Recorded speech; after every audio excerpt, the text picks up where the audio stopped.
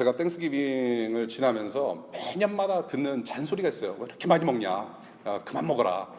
잔소리를 여전히 결혼을 하고서도 듣습니다. 이 잔소리 많으신 어머님 품을 떠나니까는 제가 또 이제 그 잔소리 많은 아내의 임재 안에 들어가서 계속해서 잔소리를 들어요. 먹으면은 많이 먹었다고 하고 안 먹으면 또 안 먹는다고 하고 뭐 이제 그런 잔소리를 계속 들어요. 어머니나 아내가 그렇게 나한테 잔소리를 하는 게 나를 사랑하기 때문에 그런 건데 그때는 참 싫죠, 잔소리 듣기가. 여러분들 중에도 부모님을 떠나와 계시는 분들 잔소리 많이 그리워하시는지 모르겠어요. 여러분들 부모님 살아생전에 여러분들 잔소리 듣는 것을 그냥 잔소리네 또 그러지 마시고 어떤 사랑의 어떤 표현이라고 여러분들 생각하시면 좋을 것 같아요. 여러분들 중에 혹시라도 나 잔소리가 더 듣고 싶은데 좀 그립다 하신 분들 제가 무료로 봉사해드립니다. 저는 여러분들 결혼할 때까지 계속 잔소리 잘할 수 있어요. 그러니까 여러분들 혹시 잔소리 필요하신 분들 저에게 문자 날려주시기를 바랍니다. 저희가 자주 듣고 접하는 그런 세계 최고의 유명한 성결 구절이 있는데요. 어떻게 보면은 저희에게 영적인 잔소리로 들리우는 성경 구절이 있습니다. 바로 요한복음 3장 16절이에요. 여러분들이 풋볼을 좋아하시면 풋볼 경기장이나 베이스볼 야구 경기장에도 크리스천들이 들고 와서 팻말 보여주는 것이 John 3:16입니다. 그만큼 상당히 유명한 누구든지 아는 성경 구절입니다. 이 구절을 하나 가지고 사실은 작년 봄에 4주짜리 말씀 시리즈를 한 적이 있어요. 이 구절을 하나 가지고 오늘 어떻게 좀 짧게 축약하고 하려고 하는데 모르겠습니다. 성령님께서 인도하시는 대로 그렇게 말씀을 전하기로 하고요. 우리가 너무나도 쉽게 접하는 말씀, 그런데 쉽게 접하는 만큼 우리가 그만큼 생각을 하는지 오늘 말씀을 통해서 다시 한번 상고해 보도록 하고요. 이제는 이 구절이 하나님께서 우리에게 주시는 잔소리가 아니라 이것이 바로 여러분들이 생명으로 인도되는 하나님의 초청의 말씀으로 믿음으로 받아들였으면 좋겠고요. 또한 이미 믿음을 가지고 신앙을 살아가시는 분들께는 다시금 그 복음의 영광을 체험할 수 있는, 그래서 내가 복음의 삶을 살아야 되겠다 결단하시는 오늘의 말씀 시간 되기를 바랍니다. 우리 같이 한번 읽어볼까요? 요한복음 3장 16절 한 구절 우리가 좀 큰 소리로 우리의 믿음을 가지고 한번 같이 한 목소리로 읽었으면 좋겠습니다. 3장 16절 다 같이 시작. 하나님께서 세상을 이처럼 사랑하셔서 외아들을 주셨으니 이는 그를 믿는 사람마다 멸망하지 않고 영생을 얻게 하려는 것이다.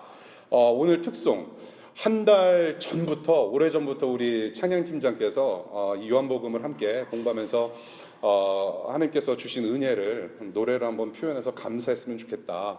그런데 마침 오늘 구절이 이거예요. 아까 특송도 이거고 짜고 친 고스도 많이 해요. 이거 하나님 성령님께서 하나 되게 하시는 오늘 그 예배를 이렇게 드리게 되었습니다. 잠깐 기도할게요. 하나님, God so loved the world. 너무나도 감사합니다.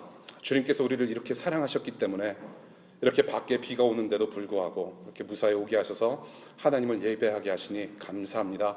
이 시간 신령과 진정으로 하나님께 찬송하고 예배하며 또한 말씀으로 예배하기를 원합니다. 하나님께서 주시는 말씀 믿음으로 순종함으로 잘 받아 듣게 하시고 이 말씀 그냥 흘려보내는 말씀 아니고 이번 한 주간의 삶 가운데 또한 우리가 평생을 살아가면서 걸음이 되는 귀한 생명 말씀 될 수 있도록 성령님 인도해 주시기를 간절히 소망합니다. 흔히 드는 구절이지만은 하나님 이 시간 새로운 마음으로 받아들일 수 있도록 하나님 전하는 자와 듣는 자들 모두가 성령으로 하나 될 수 있도록 은혜 주시기를 간절히 구합니다. 예수님 이름으로 기도하였습니다. 아멘. 하나님께서 세상을 이처럼 사랑하셔서로 시작되는 구절입니다. 하나님께서 사랑하셨다라고 과거형을 사용합니다. God so loved. 과거형을 사용해서 하나님께서 전부터 우리를 사랑하셨다, 이 세상을 사랑하셨다라고 이야기를 해요.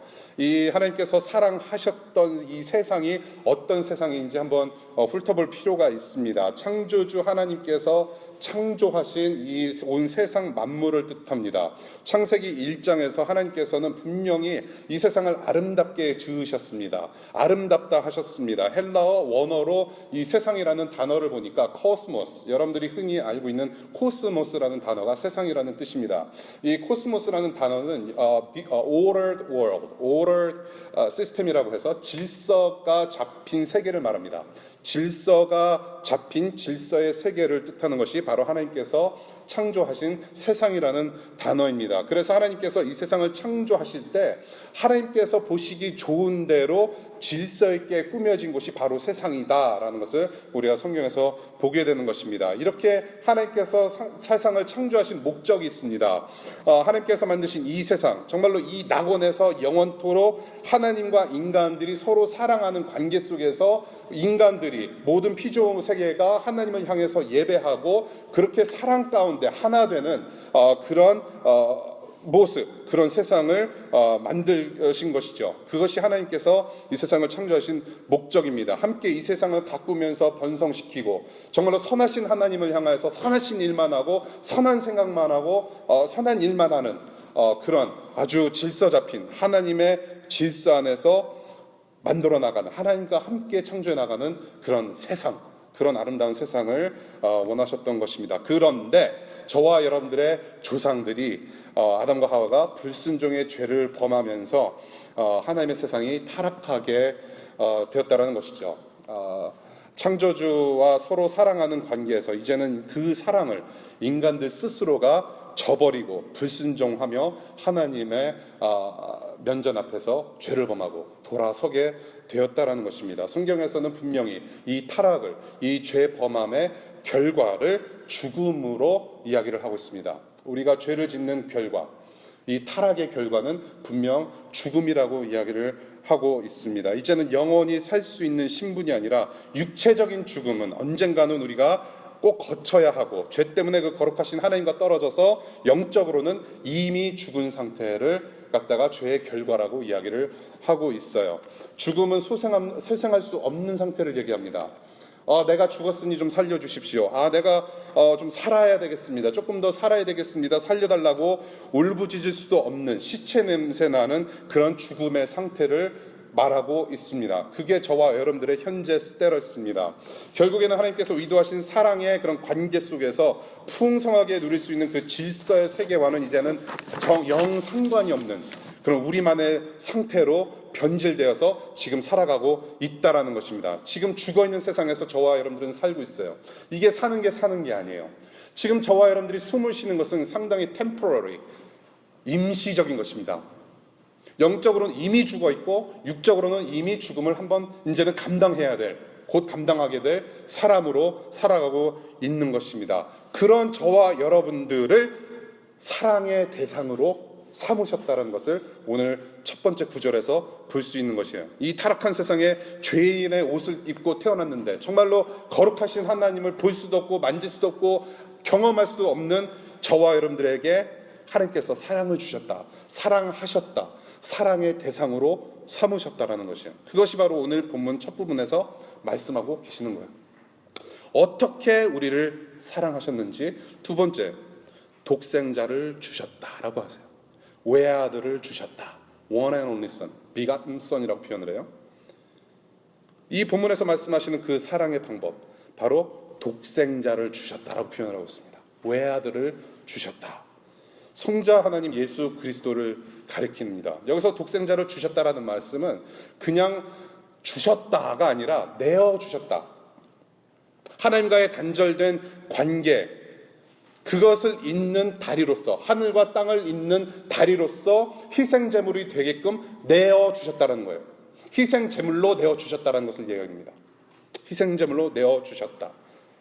다시 그 거룩하신 하나님과 질서 있는 관계로 들어오려면 인간의 죄에 대한 대가를 누군가는 지불했어야 됐고, 그 대가를 사실은 저와 여러분들이 지불했어야 했는데 예수님께서 대신 저와 여러분들의 죄값을 지불하시러 오셨다라는 거예요. 그것이 하나님께서 우리에게 사랑을 베푸신 모습이에요. 방법입니다. 그 예수께서 나무에 달리셔서 저와 여러분들의 죄를 대신 뒤집어 쓰시고 죽으셨다라는 거예요. 그래서 저와 여러분들은 그 예수님의 피값, 예수님께서 대신 짊어지신 형벌 때문에 우리가 위롭다고 칭함을 받고 구원을 맞이하게 된 것입니다. 그 구원, 하나님을 볼 수 있게 되었다라는 것이죠. 그것을 구원이라고 얘기를 해요. 그 예수를 하나님께서 어떻게? 일방적으로 우리가 죽었을 때, 우리가 원하지 않았을 때, 원할 수 없었을 때 일방적으로 선뜻 내어주셨다라는 거예요. 외아들 예수를. 하나님께서 이렇게 예수를 보내주신 것을 본문에서 이처럼 사랑하셨다라고 표현하고 있어요. 이처럼 사랑하셨다. God so loved the world. So. 이처럼 사랑하셨다. 이 독생자 외아들 예수께서 우리를 어떻게 사랑하셨는지 이처럼에서 주는 두 가지 의미가 있습니다. 이처럼 했을 때 첫 번째, 자기 외아들을 죽일 수 있을 만큼 이만큼 사랑하셨다라는 거예요. 오늘 아침에도 저희 딸한테 물어봤어요. 저 아침에 이제 설교 막바지 준비를 하면서 딸이 콩콩콩콩 하고 지하실로 내려옵니다. 우리 한슬아, 너 진짜 아빠 사랑하니? 그랬더니 기지개를 펴는 흉내를 내면서 I love you 그래요. 예, I love you. 예, 여러분들 자녀 계신 분들 아시겠지만은 이제 앞으로 경험하시겠지만은 아빠 사랑해, 엄마 사랑해 그러면은 얼마큼 사랑해 물어보면 이만큼 사랑한다고 표현을 해요. 맞습니다. 십자가에서 이만큼 달려 돌아가시기까지, 정말 이만큼 세상을 아우르시기까지 하나님께서 우리에게 이렇게 사랑을 베푸셨다라는 거예요. 자기 아들을 죽일 만큼, 두 팔 벌려서 활짝 열어주실 만큼 진하게 아주 많이 사랑하셨다는 것을 볼 수 있고요. 두 번째, God so loved the world. 이처럼 사랑하사, 십자가 죽음이라는 가장 잔인한 방법을 사용해서 사랑하셨다라고 표현하는 거예요. I think so 할 때 그 so예요. 내가 그렇게 생각한다. 나도 그렇게 생각한다.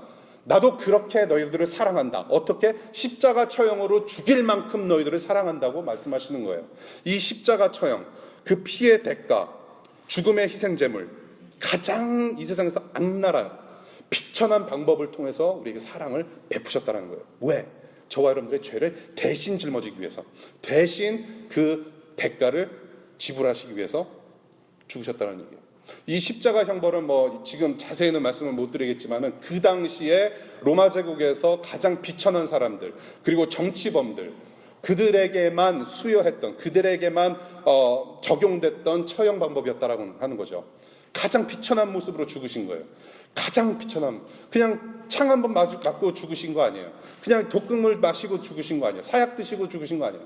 모든 고통을 처음부터 끝까지 다 경험하시고 아주 비참하게 돌아가신 거예요. 왜 비참하게 돌아가셨을까? 왜냐하면 비천한 저와 여러분들을 세워주시기 위해서 그 비천한 죽음의 방법까지 다 선뜻 본인 스스로 택하셨다라는 거예요. 스스로 택하신 이 죽음의 길을 God so loved the world. 이만큼 사랑하셨다라는 거예요. 이렇게 자기 외아들을 죽이기까지 우리를 사랑하셔서 저와 여러분들의 죄를 사하신 그 하나님께서 바로 이제 다시금 질서의 세계, 다시 그 사랑의 원점으로 저와 여러분들을 초청하셨다라는 것입니다. 그것을 보고 지난주까지 계속해서 말씀드린 재창조라는 것을 우리가 볼 수 있다라는 거예요. 재창조예요. 이렇게 서로 하나님과 인간이 사랑하는 관계로 다시 회복될 수 있도록 여러분을 이 말씀으로 초청하시는 겁니다. 요한복음 3장 16절, 분명한 여러분들 향한 초청의 말씀이에요. God so loved the world. 이 예수를 여러분들에게 주시고 멸망치 않고 영생을 주신 거예요. 여기서 영생이라는 표현을 씁니다. 이 하나님과 영원한 사랑의 관계, 예배의 관계, 하나님께서 위도하셨던 그 코스모스, 질서의 세계, 이것을 영생으로 표현하고 있습니다. 영생으로 초청하시는 하나님의 말씀이라는 거예요. 그래서 이 영생을 우리는 어떻게 누릴 수 있느냐? 다음 구절 보니까 믿음, 이는 그를 믿는 자마다라고 믿음을 거론하고 있어요. 믿음. 이 독생자 예수를 믿는다라는 것은, 저와 여러분들이 믿음 생활을 한다라는 것은 그냥 부분적으로 믿는 것을 얘기를 하지 않아요. 몸과 마음을 의지적으로 전부 내어드리는 것을 말해요. 전부 내어드리는 것. 예, 오스월드 챔버스라는 사람이 이런 말을 해요. 주님을 믿는다는 것은 어떠한 상황에서도 주님은 옳다는 사실을 붙드는 것이다. 하나님은 항상 옳다. 제가 누누이 우리 DC2DC 성도님들, 우리 교우님들께 얘기하는 거 있잖아요. 인생의 철칙이 있어요. 인생의 철칙 이 두 가지만 잘 따르시면은 우리의 삶은 성공하는 삶이에요. 첫 번째, 인생의 철칙 1조. 하나님은 항상 옳다. 적으시는 분이 한 3분 계시네요. 네, 할렐루야. 인생의 철칙 1조. 하나님은 항상 옳다. 인생의 철칙 2조. 그렇게 생각 안 될 때 철칙 1조를 다시 보라. That's it. 하나님은 항상 옳아요. He is always right. 그렇게 생각 안 될 때 다시 옳으신 하나님 바라보라는 거예요. 그게 인생의 철칙이에요. 그 하나님을 바라보는 것이 믿음이에요. 그 하나님을 아는 것이 믿음이에요. 그래서 그 하나님은 항상 옳기 때문에 다 내어드릴 수 있다는 거죠. 네. 그 하나님이시기 때문에 다른 설명이 필요 없어요. 하나님이시기 때문에 다 내어드릴 수 있는 거죠. 그것을 믿음이라고 표현하는 거예요. 예수께서 나를 구원하신 메시아로는 인정을 해요. 아, 나를 구원하신 예수님, 나를 위해서 죽으신 예수님 감사합니다. 그런데 내 삶은 아직도 주인은 나라는 얘기예요. 그것은 믿음이 아니란 얘기예요.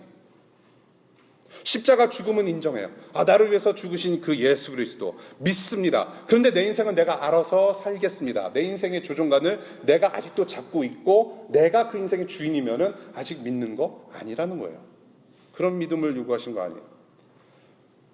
다시 오실 예수, 아, 내가 예수님을 믿습니다라고 했을 때 오직 예수 그리스도께서 죽으셨다 그리고 부활하셨다만 믿는 것이 아니라 다시 오실 예수도 믿는 거예요. 그 다시 오실 예수를 내가 닮아가는구나. 그것도 그 믿음의 영역 안에 다 포함이 되어 있는 거예요. 근데 여러분들 잘 생각해 보세요. 정말로 여러분들 중에 예수 그리스도를 구주로 영접하고 하나님 나라 백성으로 산다고 하시는 분들 중에 정말로 다시 오실 예수를 얼마만큼 고대하고 있습니까? 저는 그 질문을 묻고 싶어요. 행여나 혹시라도 여러분들의 꿈, 여러분들의 비전이 다시 오실 예수님보다 더 크지 않는지 좀 고민해 봐야 될 거라고 저는 생각을 해요. 정말로 내일 오실지 모르는 그 예수, 오늘 밤에 오실지 모르는 예수, 그 예수가 너무나도 기대되고 고대되면서 우리는 하루하루 살아가고 있는가. 예. 그리고 다시 한번 생각해 봐야 돼요. 믿음, 그것을 다 아는 믿음 필요하다는 얘기예요. 머리로는 믿는데 또 마음으로 못 믿는 거 있잖아요. 그렇죠? 신학자들이, 신학 교수들이 그런 사람들 많아요. 말씀, 이 성경에 대해서는 아주 잘 알아요. 그 어느 누구보다도 잘 아는데 아직 믿음이 없는 분들 많습니다. 네. 특히 리버럴, 그 자유신학 가르치는 신학교 교수들은 성경 잘 알아요. 근데 자기들은 믿음이 없어요. 그런 분들 많습니다. 네. 세상에서 가장 먼 거리가 머리에서 가슴으로 오는 30cm, 여기가 제일 멀다라고 그래요. 머리로는 아는데 마음으로 안 오는 것도 사실 부분적으로 믿는 건데 믿음이 아니라는 거죠. 나의 과거와 현재와 미래와 나의 생각과 나의 마음과 나의 영혼을 구원자 메시아와 삶의 주인 되시는 그 하나님께 통째로 맡겨드리는 것을 믿음이라고 표현을 해요. 다 드리는 거예요. 다 드리는 거예요. 제가 DC를 이제 자주 왔다 갔다 하면서 또 버지니아를 내려가면서 늘 제가 지나가는 다리가 있습니다. 갑자기 생각이 나요. 아메리칸 레전드 브리지, 그렇죠? 그래서 버지니아 오시는 분들, DC에서 오시는 분들 빨리 오시려면 하이웨이를 타고 오실 때 반드시 그 다리를 지나셔야 돼요. 네, 그리고 아주 경치 좋은 조지 워싱턴 파크웨이로 이제 진입을 해서 DC로 들어오게 되는데요. 저는 지난 25년 동안 그 다리를 매주 적어도 최소한 한두 번 저는 건너면서 한 번도 의심한 적이 없습니다. 네, 돌다리도 두드려라 가라는 속담을 완전히 저는 불순종한 사람이에요. 예, 두드려 본 적이 없어요. 아, 내가 차를 딱 세워놓고서 내가 버지니아랑 DC로 들어가는데 내가 다리를 건너야 되는데 한번 두드려 보고 건너야 되겠다. 이거 내가 갑자기 무너지면 어떡하나. 땡스기빙 때 하도 먹어가지고 사실은요, 제가 지금 말씀드리는데 땡스기빙 저녁에 우리 교회 가족들 오신 분들하고 아주 맛있게 엄청 먹고 아무튼 엄청 먹었어요. 저만 엄청 먹은 거 아니에요. 오신 분들 다 엄청 먹었어요. 그런데 제가 가스 넣는 거를 깜빡 잊고 휘발유 넣는 것을 깜빡 잊고 차를 타고 이제 DC로 다시 라이드를 드리는데 이게 차가 섰어요. 가스가 다 떨어진 거 모르고 채워서 내려가는데 섰어요. 왜 그런가 생각해봤더니 물론 제가 가스를 안 넣어서도 그렇지만은 제가 참 많이 먹어서 그래요. 네, 제가 많이 먹어서 차가 무게를 느껴서 휘발유가 그만큼 빠져나간 것 같아요. 아무튼 다리를 건너는데 제가 한 번도 돌다리를 두드려서 건너본 적이 없어요. 네, 이 다리가 무너지면 어떡할까? 내가 오늘 많이 먹었는데 이 다리가 무너지면 나는 테러범으로 몰려서 죽게 되는 것인가? 별 생각 해본 적이 없어요. even 911 그때 딱 한 번 의심 본 적은 있어요. 아마 이 알카에다가 대량 학살을 위해서 이 다리에다가 폭탄을 설치했을 수도 있겠다라는 의심만 한 번 들었지 저는 그냥 건넜습니다. 그냥 건너고 보니까 뒤에 백미러로 딱 보입니다. 다리가 보여요. 내가 건너온 게 보여요. 그러고 나서 저는 이렇게 생각해요. 아, 내가 믿음이 있었구나. 그냥 목적지 보고 건넜는데 아, 내가 믿음이 있었구나 보게 된 거예요. 저는 항상 그렇게 다리를 건너요. 여러분들 중에 혹시라도 이 나무 의자, 거의 100년 된 나무 의자에 앉으시면서 내가 엊그저께 많이 먹었기 때문에 내가 여기를 앉을까 말까 의심하고 큰 믿음을 가지고 주여 하면서 눈 감고 앉으신 분들 없을 거라고 생각해요. 그냥 의자가 있었기 때문에 앉으신 거예요. 앉고 보니까 아, 내가 믿음이 있었구나라고 되돌이켜 볼 수 있었다라는 거죠. 그게 믿음이에요. 자, 내가 몸을 맡겨서 내 모든 것을 맡겨서 다리를 건넜어요. 믿음이에요. 건너야 할 것을 건너고 보니까 믿음이라고 표현할 수 있었다는 것이죠. 순종입니다. 다리가 있어서 목적지를 건너가는 것은 순종이에요. 왜냐? 다리를 건너야 되기 때문에 순종할 수밖에 없는 거예요. 그래서 이 믿음과 순종이라는 단어는 늘 동거동락하는 사이예요. 믿음은 곧 순종이고 순종은 곧 믿음이에요. 예. 이 믿음, 이러한 믿음의 통로로서 하나님을 만나는 구원을 누릴 때에 멸망하지 않고 영생을 누릴 수 있다라고 얘기를 해요. 조금 이따 다시 믿음에 대해서 얘기를 할 텐데 이 믿음이라는 통로를 통하여서 우리는 하나님의 구원을 누리게 된다라는 것을 오늘 본문에서 보여주고 있는 거예요. 이 믿음. 자, 멸망치 아니하고 영생을 얻게 하려는 것이다. 멸망치 않고 영생을 얻게 하려는 것이다. 지금 멸망치 아니하고라고 되어 있습니다. perished 라는 표현을 써요. 지금 상태는 괜찮은데 너네들이 믿음이 없으면은 앞으로 어느 순간에는 반드시 멸망할 것이라는 것을 이야기하고 있지 않아요. 너희들이 멸망하지 않을 것이다라고 얘기하는 것은 앞으로 지금은 괜찮은데 you are okay now. 근데 if you don't believe, then you will be perished. You will be doomed. 그 얘기하고 있는 거 아니에요. 지금 이미 망한 상태인데 멸망의 완성과 끝을 볼 것이다. 끝장나는 것을 너네들이 볼 것이다라고 얘기를 하는 거예요. 이 말은 무엇이냐면 이미 지금 망한 상태라는 거예요. 저와 여러분들이 이미 망한 상태라는 것을 이야기를 하고 있어요. 지금 여러분들이 숨쉬고 있는 게 숨쉬는 게 아니라고 말씀을 드린 바가 있습니다. 지금 이 세상이 지금 멸망한 상태예요. corrupted, distort된 무질서한 세계에서 살고 있는 거예요. 멸망한 상태입니다. 근데 앞으로 끝장이 있을 거예요. 다시 예수 그리스도께서 오실 때 심판의 날이 있을 거예요. 예. 에베소서 2장 3절을 보니까 저와 여러분들에게 뭐라고 얘기하냐면 본질상 진노의 자녀라고 표현을 해요. 본질상 진노의 자녀. The children of wrath. 그리고 요한복음 3장 36절 보니까 아들을 믿는 자에게는 영생이 있고 아들에게 순종하지 아니하는 자는 영생을 보지 못하고 도리어 하나님의 진노가 그 위에 머물러 있느니라 라고 표현을 해요. 하나님의 진노 가운데 이미 있는 사람들이에요. 그게 저와 여러분들이에요. 이미 쫄딱 망한 상태, 진노의 구름 아래 살아가고 있는 이 세계, 우리를 얘기를 해요. 이미 영으로 죽어있고 아무런 소망 없는 이 상태, 이 상태에 있는 저와 여러분들에게 누가 오셨느냐? 하나님의 아들 예수가 오셔서 여기서 끄집어 내셨다라는 거예요. 멸망치 아니하고 이미 멸망한 상태에 있었는데 그 심판의 날에 여러분들 구원받기 위해서 여러분들을 끄집어 내셨다라는 거예요. 그게 하나님께서 독생자 예수를 통해서 하신 일이에요. 그거를 보고 구원이라고 표현을 해요. 멸망의 완성으로 가게 하지 않으시고 우리 대신 자기 독생자들을 죽이실 만큼 사랑하셔서 영원한 하나님의 나라로, 영원한 생명 있는 하나님 나라로 이끄신 거예요. 이게 복음이에요. 여러분들 한국에서 오신 분들 뭐 흔히 접하는 길거리에서 흔히 듣는 잔소리 있죠. 예수천당 불신지요, 그렇죠? 그리고 또 뭐 도를 아십니까? 뭐 저도 좀 한국 놀러 가고 싶어요. 한국 가서 그런 분들 직접 한번 대면해 보고 싶어요. 도를 아십니까? 그러면 제가 예수 그리스도를 압니다. 뭐 이렇게 대답할 수 있을 정도로 좀 대화를 좀 깊은 대화 나누고 싶은데. 여러분들 예수 천당 불신 지옥을 외치시는 분들 참 많아요. 예수를 믿으면은 천당을 가고 예수를 믿지 않으면 지옥에 간다라는 말을 이렇게 사자성어 비슷하게 예수 천당 불신 지옥을 써들면서 다녀요. 그것도 무섭게 빨간 글씨로. 저는 이 구호를 들고 다니시면서 그 구호를 보는 수많은 서울 시민과 대한민국 사람들이 이 구호를 보고 얼마나 많은 사람들이 믿음이 생길까라는 것을 저는 의문해 봅니다. 의심이 가요. 정말로 예수천당 불신지옥 구호를 보고서 그래 맞습니다. 그러면서 교회 문을 두드리면 저는 그나마 다행이라고 생각하지만 저는 그 문구는 신학적으로 상당히 문제가 있는 문구라고 저는 생각을 합니다. 예를 들어 볼게요. 어떤 불치병에 걸려서 매일같이 죽음을 기다리시는 분이 있다라고 한번 가정을 해봅니다. 그 불치병을 고칠 수 있는 약이 지금 막 개발이 됐어요.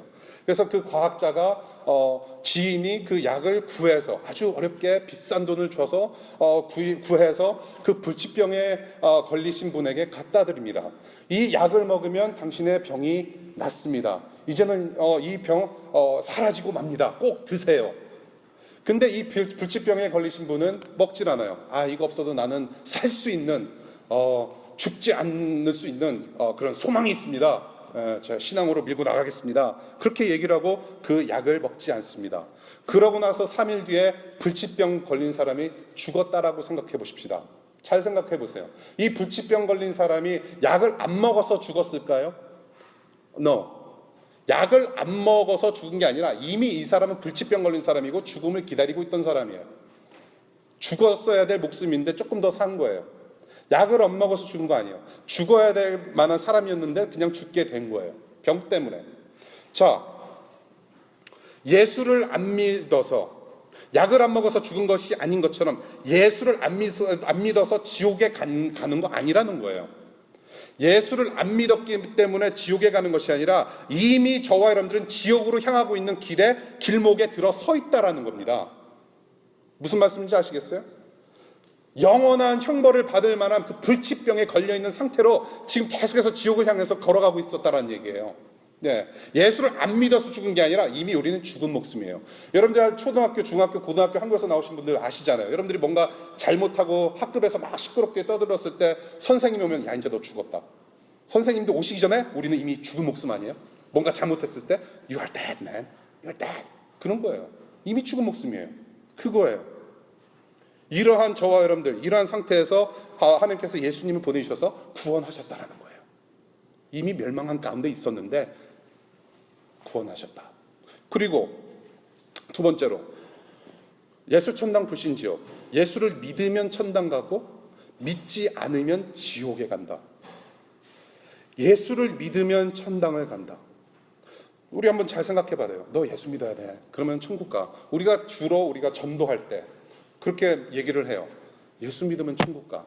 정말로 예수를 믿으면 천국에 가는 건가요? 생각해 봐요. 정말로 내가 예수 그리스도를 구주로 영접하고 믿으면 천국 갑니까? 아니에요. 믿으면 천국 가는 거 아니에요. 그 천국, 그 구원을 누리는 것은 어떻게 누릴 수 있느냐? 오직 예수 그리스도의 십자가밖에는 아무런 공로가 없어요. 저와 여러분들이 구원을 받는 것은 딱 한 가지 이유예요. 누구 때문에? 예수 때문에. 그래서 여러분들이 구원을 받았냐, 어떻게 구원받느냐 했을 때 내가 믿기 때문에 구원받는다, 그런 말씀 하시면 안 돼요. 여러분들의 믿음이 공로가 아니에요. 내가 믿었기 때문에 우리 믿음의 공로 때문에 우리가 구원받은 거 아니에요. 저와 여러분들이 구원을 받는 그 공로는 누구의 공로냐? 예수 그리스도께서 저와 여러분들의 죄를 사하셔서 그 보혈의 은혜 때문에 우리가 구원받는 그 예수 그리스도의 공로 때문에 저와 여러분들이 구원받는 거예요. 그 구원을 인정하고 하나님이 계시구나, 나는 구원 받았구나를 어떻게 알 수 있느냐? 그때 믿음이 작용하는 거예요. 그것을 제가 아까부터 계속 믿음의 통로라고 말씀드린 거예요. 예. 믿음으로 알게 되는 거예요. 구원의 사건을. 목적지가 보이고 알기 때문에 건널 수가 있는 것이죠. 저 다리를 건너면은 하나님, 영원한 생명, 구원이 있는데 목적지를 아니까는 건너게 된 거예요. 건너고 나서 보니까는 믿음이 있었다라고 표현할 수 있다는 것이죠. 여러분, 절대로 착각하시면 안 돼요. 내가 건널 수 있다라고 하는 믿음 자체가 있었기 때문에 목적지를 가는 건 아니에요. 무슨 말씀인지 아시겠어요? 목적지가 있기 때문에 그냥 가는 거예요. 이걸 좀 아셔야 되는데, 내가 건널 수 있다는 믿음 자체가 목적지를 만들어내지 않는다는 얘기예요. 하나님, 구원 베푸신 하나님, 그분께서 선물로 주시는 영생, 그 구원이 있다라는 것을 알고 바라보니까 거기에 정말 구원이 있다라는 거예요. I am saved. 그래서 그것을 내가 다시 생각해 보니까 믿음으로 가능했구나. 예수 그리스도 보혈의 공로밖에는 아무런 공로가 방법이 없습니다. 그래서 이 영원히 하나님과 함께 살 수 있는 이 생명을 영생이라고 표현해요. Eternal life. 영원한 생명을 살게 된다. 영원한 생명이라고 표현을 해요. 하나님과 사랑하는 관계. 영원토록 하나님과 질서 있는 세계에서, 하나님의 세계에서 영원토록 그 사랑 안에서 하나 되는 그 아름다운 관계. 영원한 생명이라고 표현을 해요. 우리가 믿음으로 가는, 믿음으로 볼 수 있는, 믿음의 통로를 통해서 바라볼 수 있는 영원한 생명을 우리는 누리게 된다라는 거예요. 많은 분들이 이 영생, 이 구원 얻는 것, 천국 가는 것에 대해서도 많은 분들이 오해를 하고 있는 것 같아요. 천국을 마치 우리가 죽으면은 바로 가는 곳, 죽으면은 천국 열차 타고 구원 열차 타고 하늘나라 올라가지요라고 해서 가는 곳이 아니라는 얘기예요. 영원한 생명, 천국을 가는 것은 우리가 죽고 나서 바로 신분이 변경돼서 가는 곳이 아니라, 이 천국과 영생은 여러분이 예수 그리스도를 구주로 영접하고 그 믿음이 생기는 순간에 이미 여러분들은 천국에 와 있는 거예요. 하나님 나라를 살아가고 있는 거예요. 그때부터. 이 영원한 생명은 죽어서 시작하는 것이 아니라 이미 여러분들이 하나님을 만난 그 순간부터 영원한 생명이 시작되는 거예요. 비록 우리가 육체적으로 이 지상에서는 한 번 죽어요. 육체적으로는 한 번 죽지만 어떻게 됩니까? 부활하신 예수 그리스도를 따라서, 그 소망 되시는 예수님 따라서 우리는 부활하는 소망을 가지고 살아가게 되는 거예요. 그래서 영과 육이 함께 부활을 해서 가는 곳이 하나님 나라예요. 이미 우리는 하나님 나라 가치관을 가지고 하나님 나라 속에서 살아가고 있는 사람들이에요. 그것이 기독교인의 정체성입니다. 그것이 바로 여러분들이에요.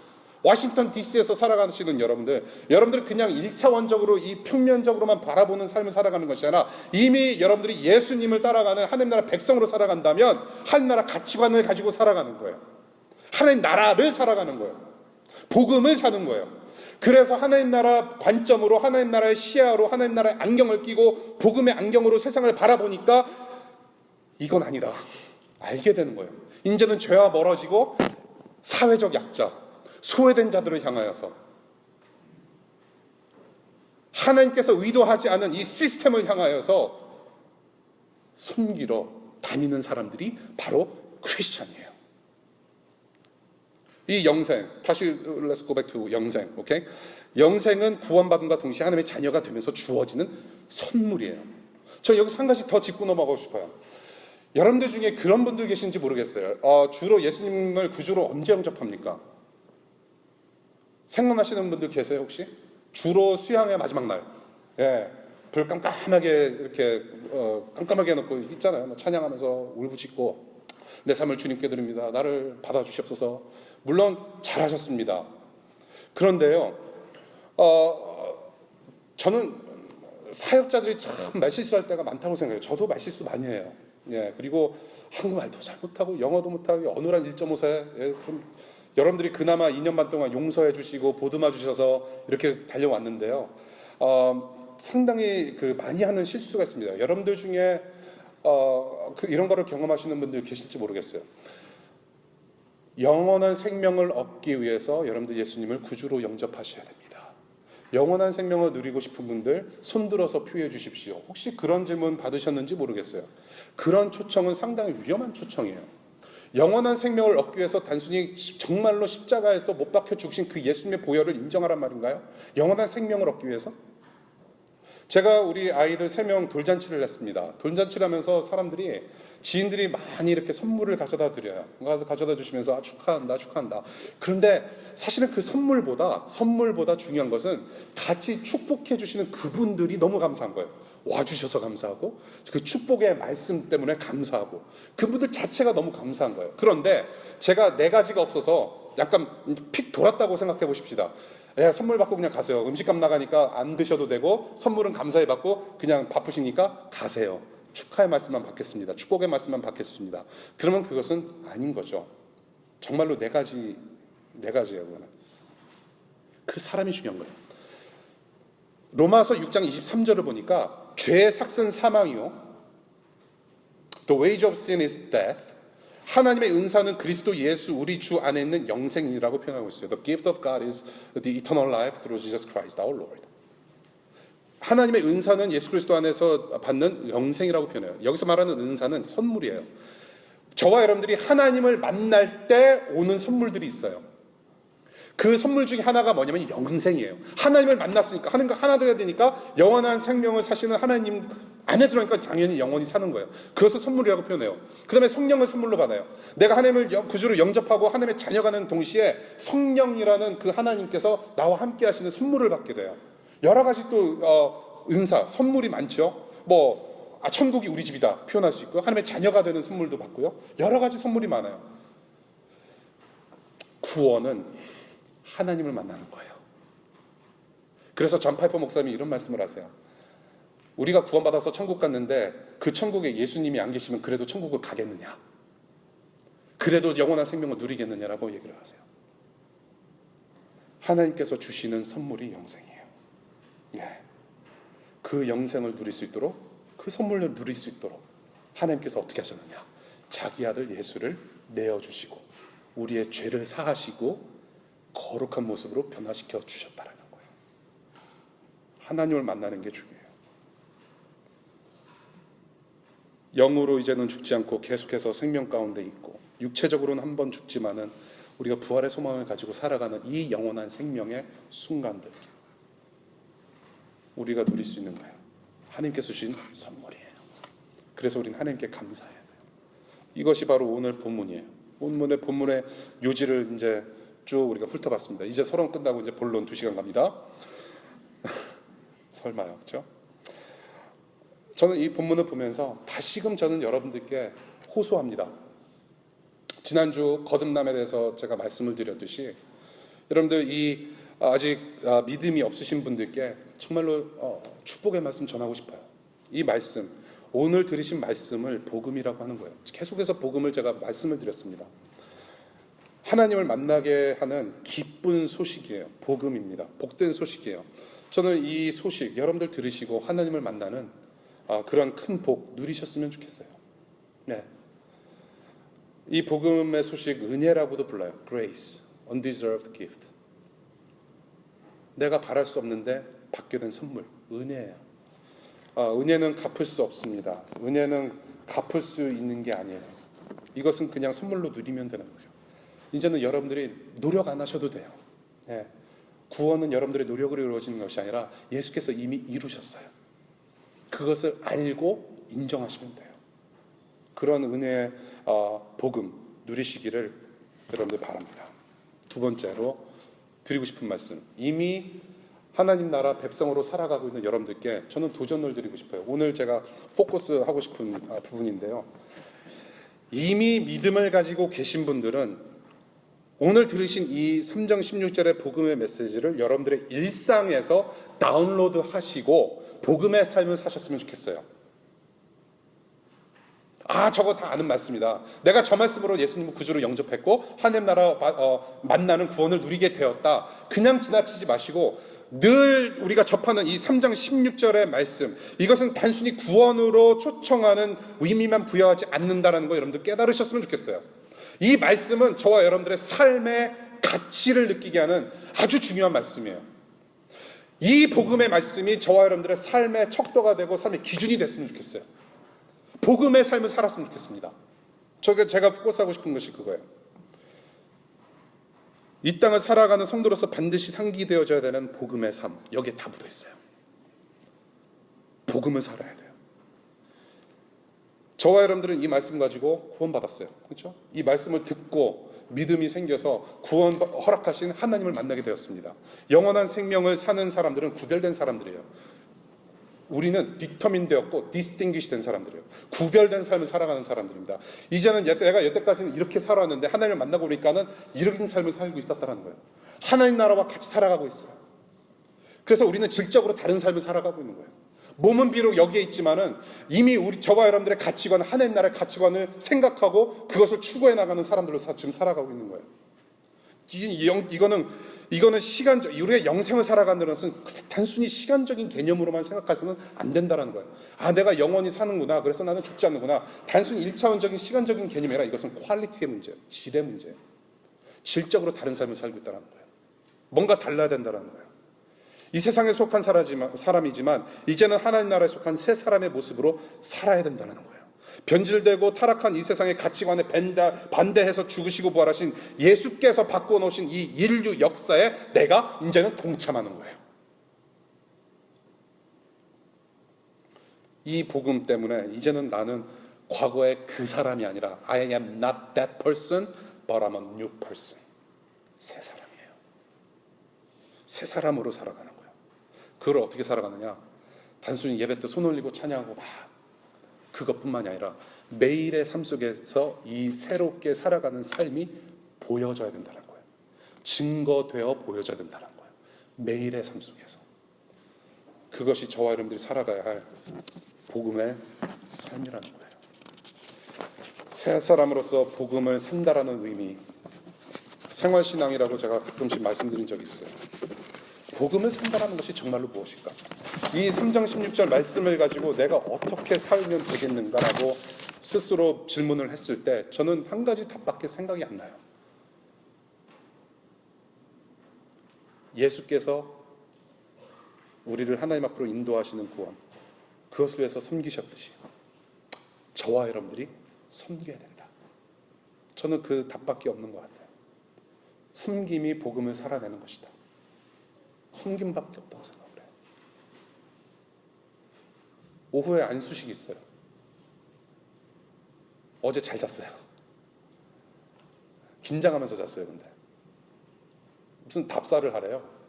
준비를 안 했는데 어제 갑자기 진행하시는 목사님한테 연락을 받고 안수 끝난 다음에 뭐 답례를 하라는 시간을 주셨어요. 근데 이거 어떻게 답례를 해야 되나? 목사는요 벼슬자리 아니에요. 프로모션이 아니에요. 승진하는 거 아니에요. 오직 섬김밖에 없어요. 그래서 그냥 저는 예수밖에 생각이 안 나요. 나 때문에 예수님께서 그렇게 고통당하시고 죽으셨는데 다른 거 생각이 떠오르지 않아요. 예수. 예수의 섬김.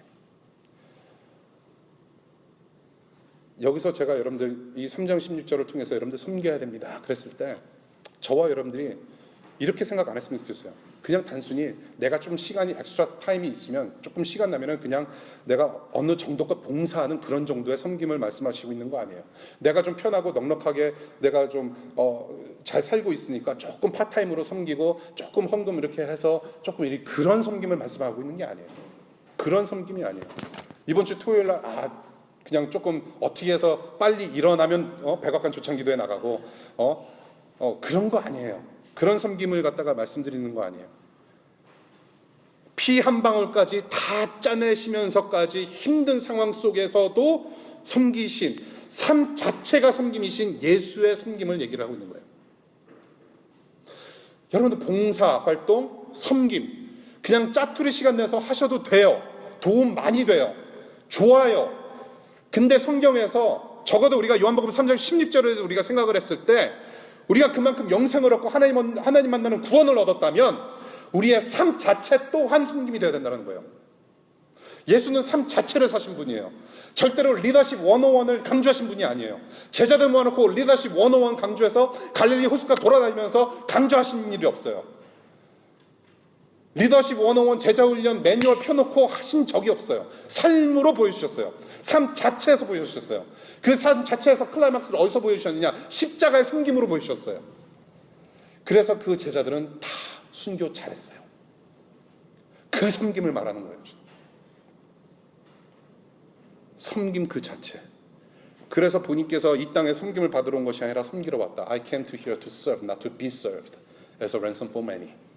섬기러 오셨다라는 그 의미는 누구나 단순히 할 수 있는 봉사 활동 아니라 일상 자체가 섬김이 되어야 한다. 그래서 저는 여러분들께 잔소리해드립니다. 학생 여러분들 손 들어보세요. 학생 여러분들 손 들어보세요. 자진해서 저 복명 찾으세요. 예. 예, 학생인 게 창피하세요? 아니에요. 누리세요. 학생 최고예요. 방학 있잖아요. 여러분, 공부 열심히 하세요. 공부 열심히 하세요. 그게 일상의 복음을 사는 방법이에요. 학생 여러분들, 정말로 열심히 하시기 바라요. 시험 기간 다가오고 있죠? 열심히 하세요. 제가 잔소리 좀 해도 될까요? 제가 앞으로 이제 카카오 여러분들 무시하지 마세요. 내가 계속 잔소리할게요. 그게 여러분들이 복음을 살아가는 거예요. 예, 열심히 공부하시고요. 비 나와도 좋으니까 그냥 최선만 다하세요. 성령님께서 이 땅에, 이 미국 땅에 보내주셔서 이 좋은 환경에서 공부하게 하셨는데 그냥 내버려 두시겠습니까? 성령님께서 인도하세요. 그러니까 공부 열심히 하세요. 100% 열심히 하시고 100% 하나님의 은혜 구하세요. 그게 복음으로 사는 거예요. 왜?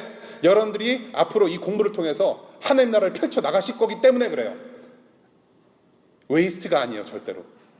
이것은 여러분들이 졸업장 한 장 받으려고 노력하는 것, 그런 수준이 아니에요. 지금 이 요한복음 3장 16절로 살겠다라고 결단한다면은 하나님께서 그 공부 사용하십니다. 분명히. 그래서 열심히 해야 돼요. 하나님 나라 위해서. 직장 생활도 똑같습니다. 여러분들 직딩들 한번 손들어 보세요. 직딩들, 직장인들, 인턴십 하시는 분들 다 손들어 보세요. 창피하신가요? 괜찮아요. 안 창피해요. 예. 직장 생활 열심히 하세요. 저도 직장 생활을 해보니까 이 손님들한테 전도하는 게 얼마나 힘든지 알겠어요. 제가 전도 강요 안 하겠습니다. 저도 힘들어요. 그러나 하나님께서 분명히 함께 하실 거예요. 그 직장 생활을 통해서 빛과 소금의 역할을 감당함으로 하나님 나라 하나님께서 이루실 것을 저는 믿어요. 열심히 일하세요. 그저 하기 싫은 일도 복사 깔끔하게 열심히 해서 정말 코피 터질 정도로 복사 열심히 하시고, 이제 앞으로 인턴, 우리 웨스트 인턴생들 많잖아요. 예, 연필 깎을 때 정말로 누구 사람 죽일 수 있을 만큼 샤프하게 깎으시고 열심히 그냥 하세요. 우리 가족분들, 부부 생활하시는 분들 열심히 서로 섬기세요. 남편이 부인을, 부인이 남편을, 서로 예수님께서 우리를 사랑하셨듯이 순종하며 섬기고 거룩함을 함께 이루어 나가셨으면 좋겠어요. 그것이 복음으로 살아가는 거예요. 뭐 특별한 게 없어요. 뭔가 엑스트라로 교회 나와서 하라는 얘기 아니에요. 여러분들의 일상 40 hours a day, a week 24/7 365 여러분들의 삶 자체가 복음의 삶을 살 수 있어요. 그 현장으로 하나님께서 부르셨어요. 그것이 복음으로 사는 거예요. 그래서 여러분들 공부 열심히 죽어라고 하시고, 옆에서 같이 하나님 나라를 위해서 공부하는 친구들에게 스타벅스가 아니더라도 여기 던킨도넛 있으니까 던킨도넛 1불 10전짜리 커피 하나 사주면서 힘내라고 다독여주고 섬겨주고 열심히 공부하고 서로 위해서 기도해주고 안아주고. 직장 생활 하시는 분들 관계 힘들잖아요. 어디 순탄합니까? 그렇지 않잖아요. 직장 생활 하시는 분들 서로 힘든 거 서로 고민하시고 서로 지혜를 구하시고 보듬어 주시고, 이게 섬김이에요. 열심으로 하나님 나라 위해서 여러분의 섬김을 기다리는 영혼이 저 문 밖에 가면 질비합니다. 단순히 노숙가족들만 아니에요. 여러분들의 하부들, 여러분들의 교수들, 여러분들의 직장 상사들, 여러분들의 부모님들, 여러분들의 형제 자매들. 섬김이에요. 저는 이 섬김을 생각하면서 하나님께서 크게 쓰셨던 바울이 생각납니다. 바울은 상당히 박식한 사람입니다. 상당히 그 무식하게 그리스도인들을 핍박한 사람이기도 하였지만은 이 사람이 상당히 많이 배운 사람이에요. 근데 이 사람이 어떻게 복음을 이제 접하고 예수님을 만나고 어떤 고백을 하냐면요, 자기에게 유익한 모든 것들, 자기가 가지고 있는, 자기가 자랑할 만한 학식, 자기가 자랑할 만한 지혜, 모든 자기 자랑거리를 배설물로 여긴다고 고백을 해요. 배설물을 조금 전문적인 용어로 한마디로 잘라 말하면 똥이라고 하는 거예요. 배설물을 똥이라고 하는 거예요. 내가 나한테 유익한 모든 것을 똥으로 여긴다라고 얘기를 해요. 그런데 잘 보면요, 하나님께서 그 똥을 똥으로 이렇게 버리시는 게 아니에요. 여러분들이 바울 서신서라고 해서 신약 성경의 대부분을 바울이 썼는데 그 신약 성경을 잘 보면요, 기가 막혀요. 저는 이렇게 생각했어요. 바울이 버릴 만한 배설물을 예수 그리스도의 복음으로 변화시켜서 거름되게 하셨다. 기가 막혀요. 저와 여러분들의 약점, 저와 여러분들의 강점, 저와 여러분들의 모든 학력, 저와 여러분들의 모든 연봉, 저와 여러분들의 모든 탤런트와 모든 그 잘남들을 예수 그리스도의 복음이 만나면, 잘남들이 복음을 만나면 리사이클돼서 하나님께서 영광 받으시는 줄로 믿습니다. 복음이에요. 복음으로 섬기는 거예요. 재활용하는 거예요. 전에 내 그 사람이 아니라 복음으로 빚어져서, 요한복음 3장 16절의 내용을 토대로 해서 내가 빚어지다 보니까 내 모든 삶이 하나님께로 영광 바쳐지는 그런 삶을 살게 되었다. 우리는 간증할 수 있게 됐다는 것이죠. 말씀을 맺을게요. 저는 삶의 터전이 가장 훌륭한 훈련 장소라고 저는 생각을 합니다. 여러분들 좀 고민 좀 많이 해보시고, 신앙생활이라는 것은 그런 것 같아요. 절대로 클린 컷, 무슨 질문 있으면 반드시 답이 항상 확실하게 있는 그런 삶은 아닌 것 같아요. 신앙생활 정말로 하나님께 울부짖으며 기도할 때도 있어야 되고요. 성령님의 도우심이 반드시 필요하고, 정말로 한순간에 끝나지 않는 그러한 인생의 질문들이 참 많을 거예요. 고민하셔야 돼요. 씨름도 하시고, 우리가 정말로 그 가운데서 예수님을 닮아가는 그런 놀라운 영광을 우리가 체험하게 될 것입니다.